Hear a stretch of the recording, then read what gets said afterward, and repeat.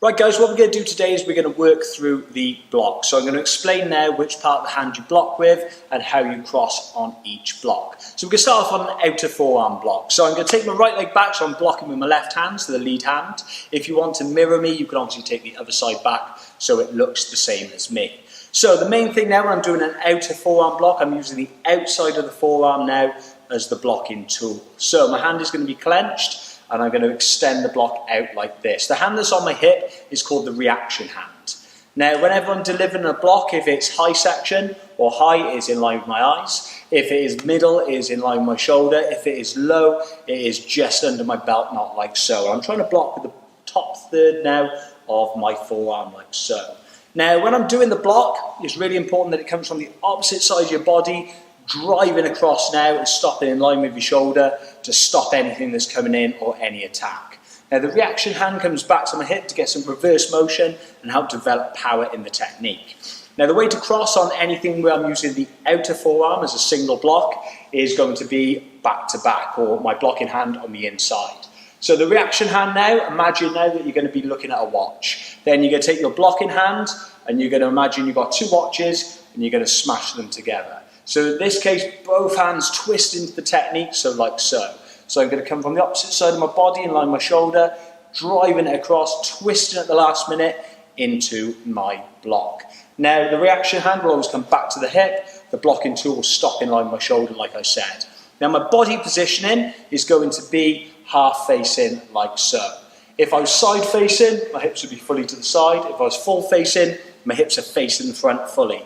Half facing, I'm just slightly turning my hips to give me a little bit more reaction time into the block. Now, when I'm doing this block here like so, I want to make sure that I twist my body into it, lift it up and blocking strong. So I tense at the last second, then I relax. Now, an outer forearm block can be delivered, obviously like I said, high, it can be delivered middle, it can be delivered low. Now, if I'm doing an inner forearm block, the reaction hand stays the same. So the reaction hand, I'm still imagining like I'm looking at my watch. The blocking hand though, because it's twisted and blocking with the inside of my forearm, is going to have to change. So instead of going on top now, it comes underneath, so I can see both backs of my hands. So instead of being on top, smashing my watches together, I turn my hand over and it comes underneath. This enables my block to twist and come across using the inside of the forearm. So again, if it's high, it's going to be in line with my eyes. If it is middle, it's going to be in line with my shoulder. You don't tend to do an inner forearm block low just because of the positioning of your arm and trying to get the technique to develop power. Now, the exception of this block is obviously if you were doing a double forearm block, but that's a little bit higher up. So we're just talking about the basic ones at the moment. Now, a rising block is slightly different. Even though you're using the outside of the forearm, this time now you're full facing and the block is circling slightly up. So it's the same cross as an outer forearm block, but it's rising up through the center line like so. Now, if you're doing a block using both hands, so where both hands are reacting, like a twin forearm block or a twin knife hand block, or a wedging block where both hands are active in the technique, then the dominant leg, so whichever way you're facing, is the hand that goes on the inside or closest to you, and both hands will be facing in.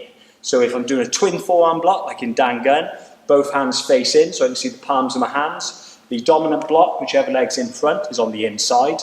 Then I'm going to twist out and block like so, or twist out into my knife hand block. If I'm doing a wedging block, like in Do San, I'm going to again, dominant leg, whichever one's in front, is going to be on the inside, that hand. I step out and I wedge out through. Okay, so hopefully this now will help you identify your basic blocks in the patterns and help you understand which way to cross.